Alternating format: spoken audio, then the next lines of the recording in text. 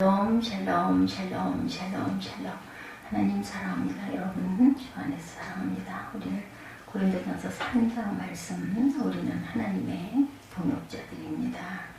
육신에 속한 자 1절에 보면, 형제들아 내가 신령한 자들을 대함과 같이 너에게 말할 수 없어서 육신에 속한 자 곧 그리스도 안에서 어린아이들을 대함과 같이 하노라 말하죠. 그리스도 안에서 어린아이, 육신에 속하여 사람을 따라 행하는 자들을 말씀하고 있습니다. 갈라디아서 5장 19절에서 21절에 보면, 육체의 일은 분명하니 곧 음행과 더러운 것과 호색과 우상숭배와 추술과 원수 맺는 것과 분쟁과 투기와 술취함과 방탕함과 또 그와 같은 것들이라. 히브리서 5장 12~13절에 보면, 젖을 먹는 자마다 어린아이니 의의 말씀을 경험하지 못한 자요 말씀하죠. 그리고 9절에 보면은 말씀하고 계세요. 예, 우리는 하나님의 동역자들이요 너희는 하나님의 밭이요 하나님의 집이라 말씀하죠.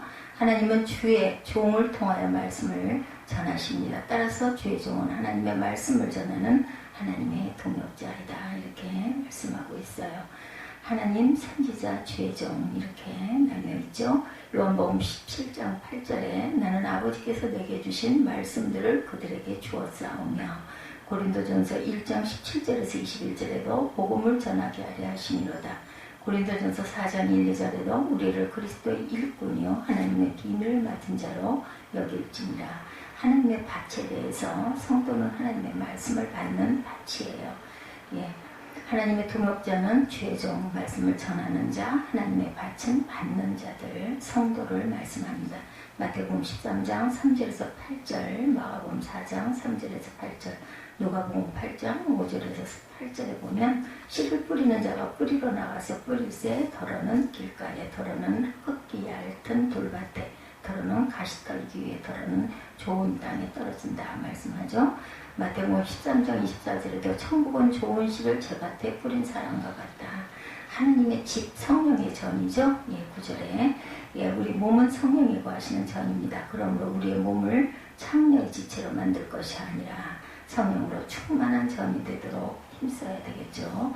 고린도전서 3장 16절에 하나님의 성령이 너희 안에 거하시는 것을 알지 못하느냐. 고린도전서 6장 19절에 너희 몸은 너희가 하나님께로부터 받은 너희 가운데 계신 성령의 전인 줄을 알지 못하느냐. 그 위에 세운 공적이 그대로 있으면 상을 받고 불타는 해를 받는다 말씀해요. 14, 5절에 보면, 만일 누구든지 그 위에 세운 공적이 그대로 있으면 상을 받고 공적이 불타면 해를 받으리니, 그러나 자신은 구원을 받되 불 가운데서 받는다. 마태복음 7장 24절에서 27절까지 보면, 나 이 말을 듣고 행하는 자는 무너지지 아니하나니 이는 주추를 반석 위에 놓은 까닭이요, 나 이 말을 듣고 행하지 아니하는 자는 비가 내리고 창수가 나고 바람이 불어 그 집에 부딪힘에 그 집이 무너짐이 심하다 말씀하죠. 하나님의 성전을 더럽히면 멸하시리라. 17절에 누구든지 하나님의 성전을 더럽히면 하나님이 그 사람을 멸하시니 하나님의 성전은 거룩하니 너희도 그러하니라. 거룩하라는 거죠. 아무도 자신을 속이지 말라. 너희 중에 누구든지 이 세상에서 지혜 있는 줄을 생각하거든 어리석은 자가 되라. 그리하면 지혜로운 자가 되리라 말씀하고 있어요.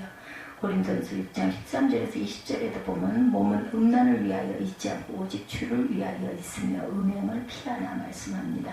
에베소서 5장 3절에서 5절에도 음행하는 자 하나님의 나라에서 기업을 받지 못한다. 갈라디아서 5장 19절에서 21절에도 음행과 더러운 것과 호색과 하나님의 나라를 그런 자들은 유업으로 받지 못한다. 이 세상 지혜는 하나님께 어리석은 것이니 기록된 바 하나님은 지혜 있는 자들로 하여금 자기 꾀에 빠지게 하시는 이라 하였어요.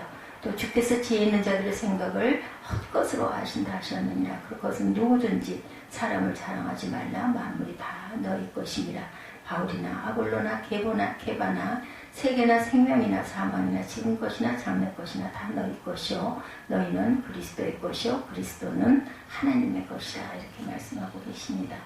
바울은 고린도 성도들의 영적인 유아 상태에 있어 육신에 속하였음을 말하면서 인간을 바라보지 말고 오직 하나님만 바라보아서 영적으로 성숙한 성도가 되기를 교훈하고 있어요. 고린도전서 3장에는 또한 세상의 헛된 지혜와 인간으로 자랑하지 말고 오직 하나님의 기뻐하시는 신령한 지혜를 구할 것을 명합니다.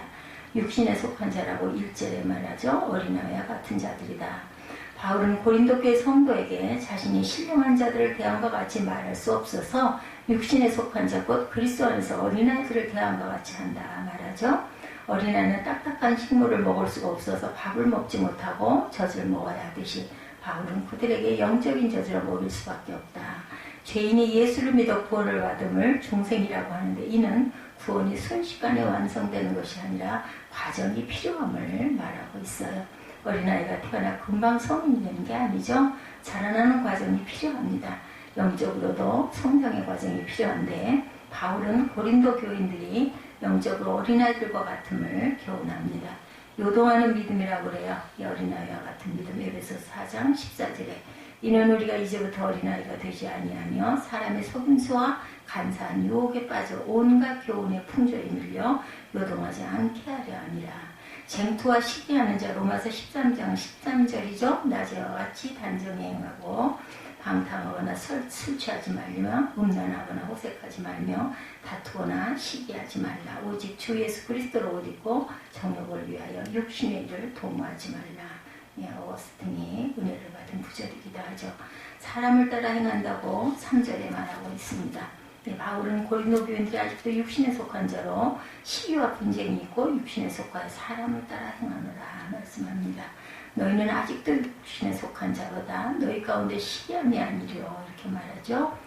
분쟁이 있으니 어찌 육신에 속하여 사람을 따라 행함이 아니겠느냐. 이런 말씀을 하고 있습니다. 영적 성숙도를 화합과 사랑을 실천하는 것으로 기준을 삼았던 바울이 시기와 분쟁은 영적으로 성숙하지 못한 자들의 속성이고 사랑과 화평은 영적으로 성숙한 자들의 속성이라는 거죠. 성도는 하나님의 자녀로 하나님의 거룩한 성품을 따라 행하여야 한다. 타락한 인간이 습성을 쫓는 것은 아직도 신앙적으로 미성숙하리라는 겁니다.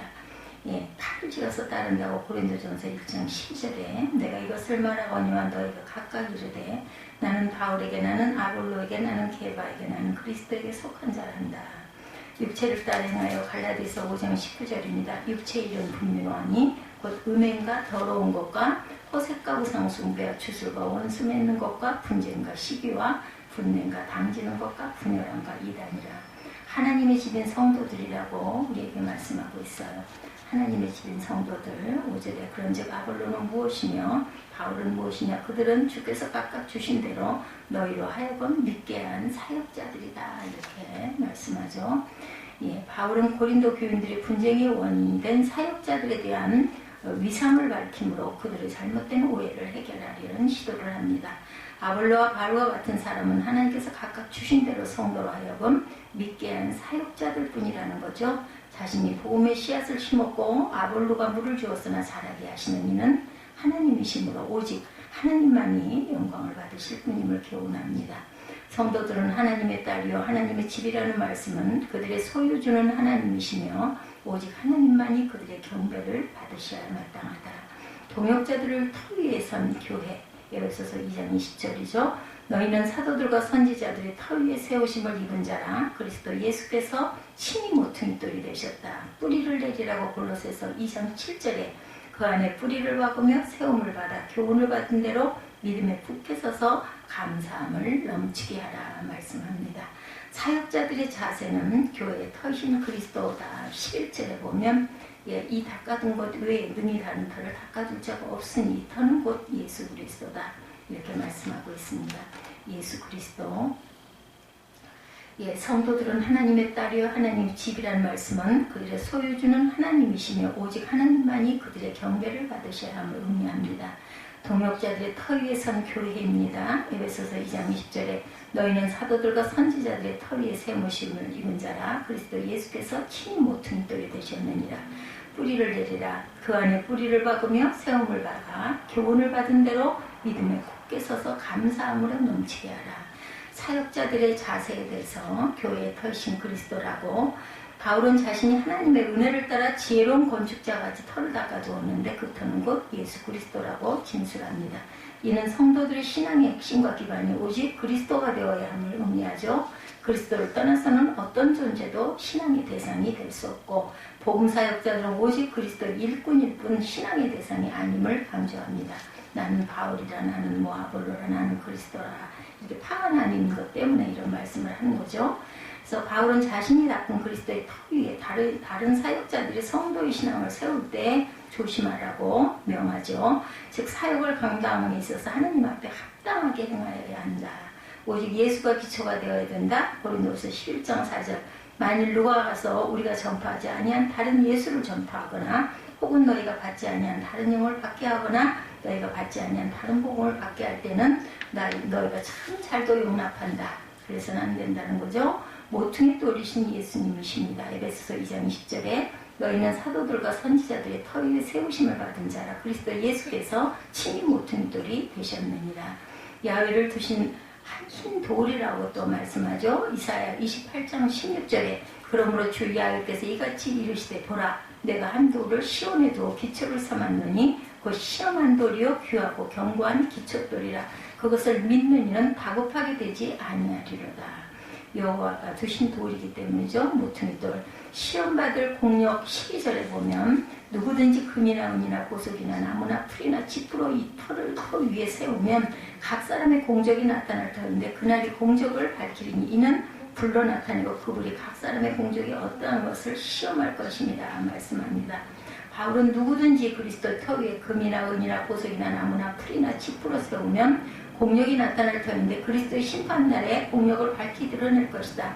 불이 각 사람의 공력이 어떠한 것을 시험한다는 거죠. 그때 세운 공력이 불에 타지 않고 그대로 있으면 상을 받고 불타 없어지면 해를 받게 될 것이라는 겁니다. 하나님의 뜻을 따라 바로 사역하지 않으면 하나님께 책망을 받아 부끄러운 구원을 받게 될 것이다. 이 사역자들이 아주 중요합니다. 잘못했다가는 오히려 선거만도 못한 거죠. 이는 복음사역자들의 사역을 강당에 있어서 자신의 욕심을 버리고 오직 그리스도의 영광을 위하여 법을 따라 행하여야 함을 교훈합니다. 행한 일로 판단을 받아요. 마태복음 16장 27절에 인자가 아버지의 영광으로 그 천사들과 함께 오리니 그때 각 사람의 행한 대로 갚으리라. 세상에 멸망이 나타날 불 베드로후서 3장 10절입니다. 그러나 주의 날이 도둑같이 오리니 그날에는 하늘이 큰 소리로 떠나가고 물질이 뜨거운 불에 풀어지고 땅과 그 중에 있는 모든 일이 드러나리라. 불에서 끌어내어 구원하신다고 유다서 1장 23절에 또 어떤 자를 불에서 끌어내어 구원하라. 또 어떤 자를 그 육체로 더럽힌 옷까지도 미워하되 두려움으로 긍휼히 여기라 말씀합니다. 하나님께 속한 저희들은 성도들이다. 16.7절이죠. 너희는 너희가 하나님의 성전인 것과 하나님의 성령이 너희 안에 계신 걸 알지 못하느냐. 누구든지 하나님의 성전을 더럽히면 하나님의 사람을 멸하시리라. 하나님의 성전은 거룩하니 너희도 거룩하라고 말씀하죠. 하나님의 성전을 더럽히는 자는 하나님께 징벌을 받아 멸망을 당하여 하듯이 성전이 자기 몸을 더럽히는 자는 하나님께 멸망을 당하여 할 것이다. 이렇게 엄하게 말씀합니다. 바울이 그러나 교훈은 성도가 거룩하게 행해야 할 존재론적 근거를 제시해 주면서 특히 음행을 금해야 한다. 하나님의 성령이 거하여 복음의 진리를 깨닫게 된 성도는 언제나 성령의 속성을 쫓아 하나님과 거룩함을 행하며 하나님의 뜻을 추구하여야 한다. 하나님의 성전인 성도 고린도후서 6장 16절입니다. 하나님의 성전과 우상이 어찌 일치하겠는가? 우리는 살아계신 하나님의 성전이라 이와 같이 하나님께서 이르시되 내가 그들 가운데 거하며 두루 행하여 나는 그들의 하나님이 되고 그들은 나의 백성이 되리라 말씀하죠. 피차 연결되어 있어요. 띠로 주의 성전입니다. 에베소서 2장 21절에 그 안에 건물마다 서로 연결하여 주 안에서 성전이 되어가고 너희도 성령 안에서 하나님이 거하실 처소가 되기 위하여 그리스도 예수 안에서 함께 지어져 갑니다. 우리가 성전이 되어가고 지어져 가고 있어요. 자기를 속이지 말라고 18절에 아무도 자신을 속이지 말라. 너희 중에 누구든지 이 세상에 지혜 있는 줄로 생각하거든 어리석은 자가 되라. 그리하면 지혜로운 자가 되리라. 세상에서 어리석은 자가 지혜로운 자가 된다라고 강조합니다. 아무도 자기를 속이지 말라고 말씀하면서 반면에 세상에 대하여 미련하고 하나님의 지혜를 구하는 자들은 하나님의 은혜의 선물인 성령의 지혜를 얻을 수 있을 것이다. 하나님께서는 지혜 있는 자들의 생각을 헛것으로 여기죠. 세상의 지혜로는 구원을 얻을 수 없고 하나님의 뜻을 거스르기 때문이고 그러므로 성도는 세상의 지혜를 추구하지 말고 오직 하나님의 지혜를 구하라. 아는 줄로 여기면 모르는 자라고 고린도전서 8장 2절입니다. 만일 누구든지 무엇을 아는 줄로 생각하면 아직도 마땅히 알 것을 알지 못하는 것이다. 스스로를 속이지 말라. 갈라디아서 6장 3절에 만일 누가 아무것도 되지 못하고 된 줄로 생각하면 스스로 속임이라. 하나님께 우리는 모두 다 속한 자들인 거죠. 그래서 19절에 이 세상 지혜는 하나님께 어리석은 것이니 기록된 바 하나님은 지혜 있는 자들로 하여금 자기 꾀에 빠지게 하시느니라 하였고 또 주께서 지혜 있는 자들의 생각을 헛것으로 하신다 하셨느니라. 그런즉 누구든지 사람을 자랑하지 말라. 만물이 다 너희 것이니라. 바울이나 아볼로나 게바나 세계나 생명이나 사망이나 지금 것이나 장래 것이나 다 너희 것이요 너희는 그리스도의 것이요 그리스도는 하나님의 것이다. 세상에 있는 모든 것들은 다 우리 것이고 우리는 그리스도의 것이고 그리스도는 하나님의 것이라. 바울은 성도들에게 누구든지 사람을 자랑하지 말라고 이렇게 명합니다. 바울이나 아볼로나 게바나 세계나 생명이나 사망이나 지금 것이나 장래 것이나 다 성도들의 것이요 성도는 그리스도의 것이요 그리스도는 하나님의 것이다. 세상의 모든 것들은 성도들의 것이요 성도들은 그리스도의 것이요 그리스도는 하나님의 것이다. 복음의 일꾼으로서 하나님의 성도들을 섬기는 나는 도구일 뿐이다. 자기 의식을 가지고 있고 바울은 성도들을 섬기는 것이고 그리스도를 섬기는 것이며 그리스도는 하나님 것이니까 우리는 하나님의 말씀 안에서만 자라가야 합니다. 이런 바울의 인식은 복음 사역자로서의 아주 바람직한 인식. 이러한 바울의 자세는 복음 사역자들이 취하여야 할 겸손의 자세로 그리스도께 본을 보이신 거죠. 그리스도께 속한 성도 고린도후서 10장 7절 너희는 외모만 보는도다. 만일 사람이 자기가 그리스도에게 속한 줄을 믿을진데 자기가 그리스도에게 속한 것 같이 우리도 그러한 줄을 자기 속으로 다시 생각할 것이라. 모든 것에서 주 안에서 하나입니다. 고린도전서 12장 4절 은사는 여러 가지나 성령은 같고 직분은 여러 가지나 주는 같다 말씀합니다. 우리는 직분이 무엇을 하든 다 우리는 같다라는 거예요. 우리 직분이 대단한 직분이 있는 게 아니라 주의 종이나 사역자나 봉사하는 자나 다 똑같은 직분을 하나님께서 주셨다라는 거죠. 하나입니다. 성도는 세상에 헛된 것을 추구해서 하나님을 섬기는 이 오류를 범하여서는 절대로 안 된다. 또한 복음 사역자는 오직 성도들이 그리스도만을 바라보게 만드는 종으로서 역할을 충실하여서 자신을 바라보게 하지 말아야 한다. 하나님만 바라봐야 되죠. 인간적인 생각이 교회에 들어올 때 교회는 분쟁과 분열에 휩싸이게 되기 때문이라는 겁니다. 누가복음 3장에 보면 예수님의 소년기에 대한 내용으로 예수님 지혜와 키가 자라가며 하나님과 사람에게 더욱 사랑스러워 가시더라 이렇게 짧게 기록되어 있죠. 지혜와 키가 자랐다는 말은 정신적인 면과 신체적인 면이 균형 있게 성장했다라는 그런 아주 깊은 의미를 갖고 있습니다. 정신적인 면과 신체적인 면이 균형 있게 성장하는 모습이 하나님과 사람 모두에게 보기 좋아서 더욱 사랑스러웠다. 사람은 태어나서 살아가는 과정에서 두 가지의 성숙을 이루고 가죠.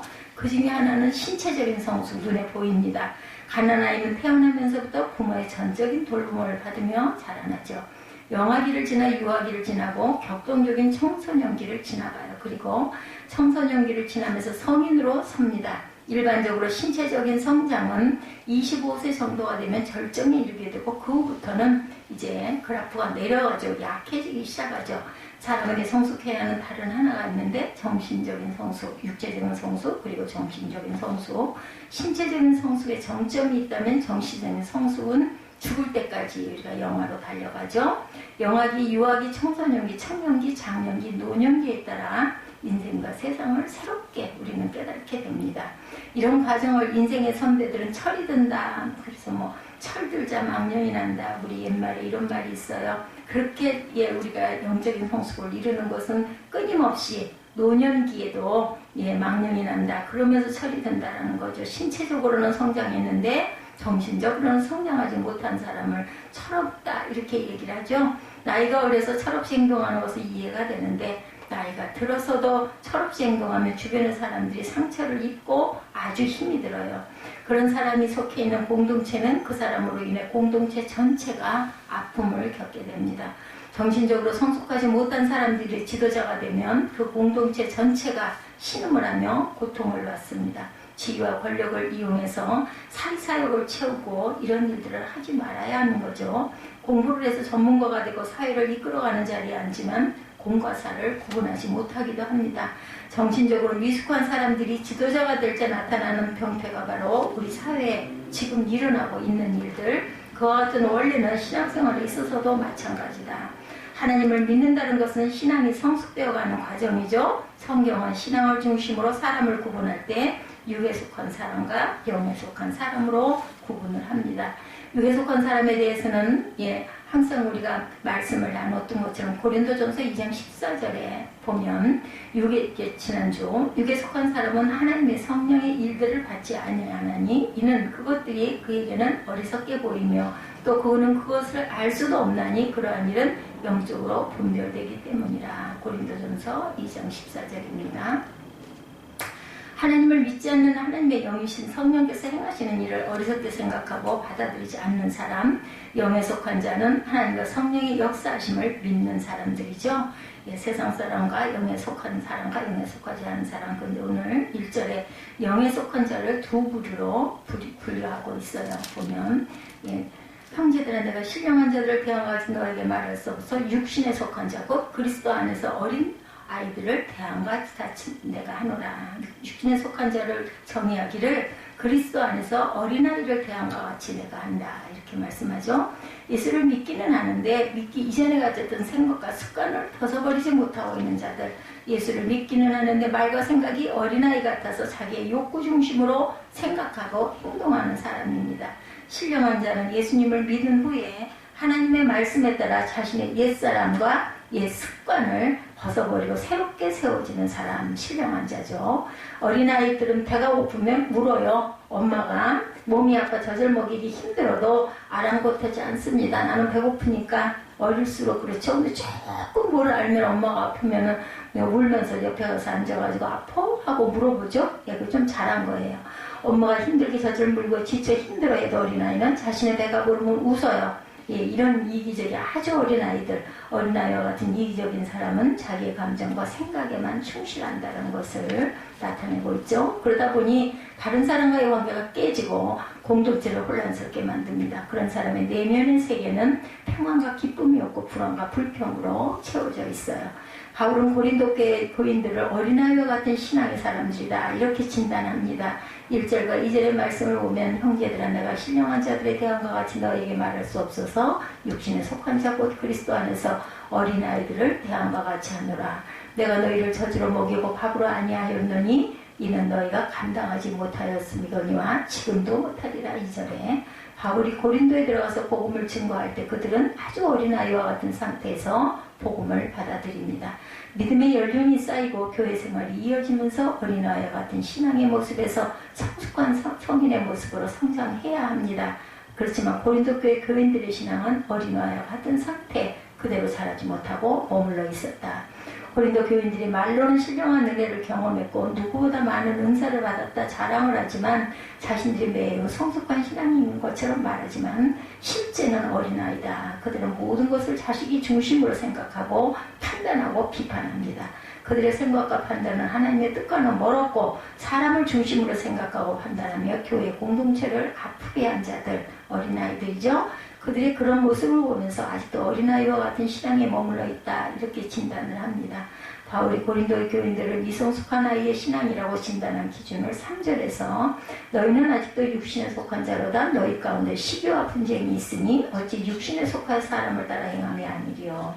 고린도 교인들의 믿음의 은사, 지식의 은사, 방언, 예언, 신유의 은사들을 받았다고 자랑하며 자신의 믿음의 크기를 과시하고 그저 분류하고 막 이러죠. 외형적으로 보면 매우 큰 믿음의 사람들처럼 여겨지지만 그들의 내면의 세계는 시기심이 자리 잡고 있다. 시기라는 감정은 타인과 비교해서 나오는 감정이죠. 다른 사람이 나보다 인정을 받고 영향력을 갖고 사랑받는 것을 볼 때 일어나는 부정적인 감정입니다. 시기는 자신의 내면에만 머물지 않아요. 시기의 감정은 어떤 모양으로든지 표현이 되는데 시기의 감정이 표현되는 곳에는 다툼과 분쟁이 일어나죠. 야고보서 3장 16절을 보면 시기와 다툼이 있는 곳에는 혼란과 모든 악한 일이 있음이라 이렇게 말씀합니다. 잠언 14장 30절에도 평온한 마음은 육신의 생명이나 시기는 뼈를 썩게 한다고 오죽하면 이렇게 아주 강하게 시기가 있는 곳에는 다툼과 혼란과 악한 일들과 뼈를 썩게 하는 일들이 일어납니다. 그리고 시기하는 사람도 시기를 받는 사람도 모두 같이 상처를 받아요. 사람의 뼈를 썩게 만들 만큼 아픔을 만들죠. 공동체를 병들고 약하게 만듭니다. 고린도 교회 카울파, 아울러파, 게바파, 그리스도파가 나뉘어 분쟁이 일어난 이유는 바로 시기심 때문이죠. 더 깊이 생각하면 시기심과 분쟁은 자신을 높이고 인정받고 싶어하는 것입니다. 결국 자신의 중심에 서고 싶어하는 욕심에서 일어나죠. 바울은 시기와 분쟁을 일삼고 있는 고린도 교회 교인들을 향해 나는 나무를 심었고 아볼로는 나무에 물을 주었을 뿐이고 자라게 하시는 이는 하나님이시다. 우리는 단지 하나님의 일에 쓰임받은 일꾼일 뿐이다. 이렇게 고백합니다. 교회에서 주목해야 하는 것은 어느 사람이 아니라 하나님이라는 사실을 다시 한번 강조하죠. 사람의 흔적으로 하나님의 흔적을 지우지 말아라. 평가하지 말아라. 예, 이렇게 말씀합니다. 우리가 항상 교회에서 말하고 행동할 때와 집에서 말하고 행동하는 모습이 항상 같아야 된다. 비디오를 찍어서 보여주고 싶을 정도로 너무나 다른 가정들이 많다. 예, 그래서 보면 목사인 우리 아버지가 내 신앙의 가장 큰 걸림돌이다. 이렇게 말하는 자녀들이 굉장히 많다고 합니다. 특히 상담에서 보면 엄청나게 그런 글들이, 그러니까 목사들이 정말 잘해야 돼요. 어른이 되었는데 정신적으로는 아이 상태에 머물러 있어요. 예, 그러면서도 말씀을 증거하고 전하죠. 이런 사람은 함께 있는 사람들을 힘들고 아프고 다치게 만듭니다. 이런 사람들이 공동체의 리더가 되어 있으면 고통과 갈등으로 신음을 하게 된다. 아버지와 어머니가 신체적으로 성인인데 정신적으로는 아이와 같은 상태라면 자녀들이 많은 상처를 받습니다. 그런데 문제는 그 아이들이 그런 부모의 모습을 또한 그대로 닮아간다는 거죠. 믿음의 성숙은 성경을 많이 알고 오래 믿은 것, 신령한 것을 많이 경험한 것, 교회에서 맡은 직분에 비례하지 않습니다. 잘못된 신앙생활은 어른, 아이를 만들어 공동체를 아프게 한다는 거죠. 하나님 오늘 말씀을 통해서 저희 여러분을 향해 미성숙한 믿음에서 성숙한 믿음으로 자라고라고 성장하라고 말씀합니다. 우리가 항상 이 말씀 속에서 한 주간을 잘 지나면서 우리의 영적 상태를 점검하고 미숙한 어린아이의 믿음에서 성숙한 어른의 믿음으로 조금씩 성장해가는 저와 여러분이 되시기를 주님의 이름으로 축복합니다.